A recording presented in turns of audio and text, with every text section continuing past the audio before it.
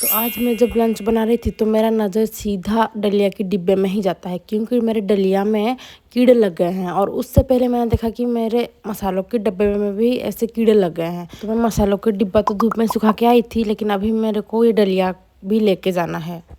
तो दलिया को धूप में सुखा के मैं भी थोड़ा विटामिन डी लेके चली गई थी पेट स्टोर, क्योंकि आज पीकू का वैक्सीनेशन डे था और पीकू को शायद ऑलरेडी पता चल चुका था कि उसके साथ कुछ होने वाला है, इसलिए वो अंदर आने का नाम ही नहीं लिया। और इसका ड्रामा तो ख़त्म होने का नाम ही नहीं ले रहा था। मतलब हम जस्ट पकड़े हैं और वो भैया ना बस पैर को ही पकड़े हैं और ये ऐसा नाटक कर रहा है ना, मतलब 3 बार वो हमें दिखाया ही नहीं, 3 अटेम्प्ट फेल हुआ, बिल्कुल कोऑपरेट नहीं किया।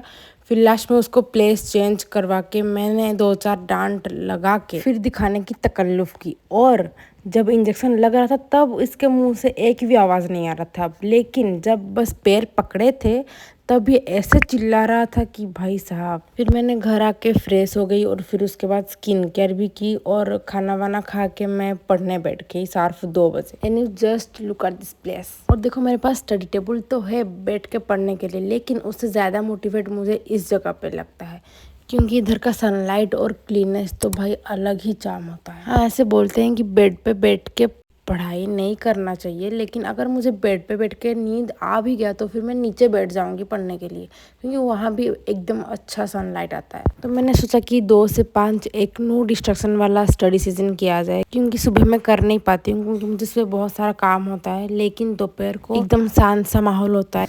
शुरू में थोड़ा हैवी लगता है, फ्लो में आने के लिए थोड़ा टाइम लगता है, लेकिन जब मैं फ्लो में आ जाती हूँ तो मेरे को सब स्मूथ लगता है और मैं बहुत कुछ कवर कर लेती हूँ। देखो बड़े बुजुर्ग तो ऐसे बोलते हैं कि चाहे तुम जितने भी बड़े क्यों ना हो जाओ, लेकिन पढ़ाई को कभी नहीं छोड़ना चाहिए। और हम तो अभी कुछ ही नहीं बने हैं, तो हमें दिन में कम से कम 2-3 घंटा पढ़ लेना चाहिए। तो 5 बजे के बाद मैं थोड़ा ब्रेक लेके फिर से पढ़ने बैठ जाऊँ।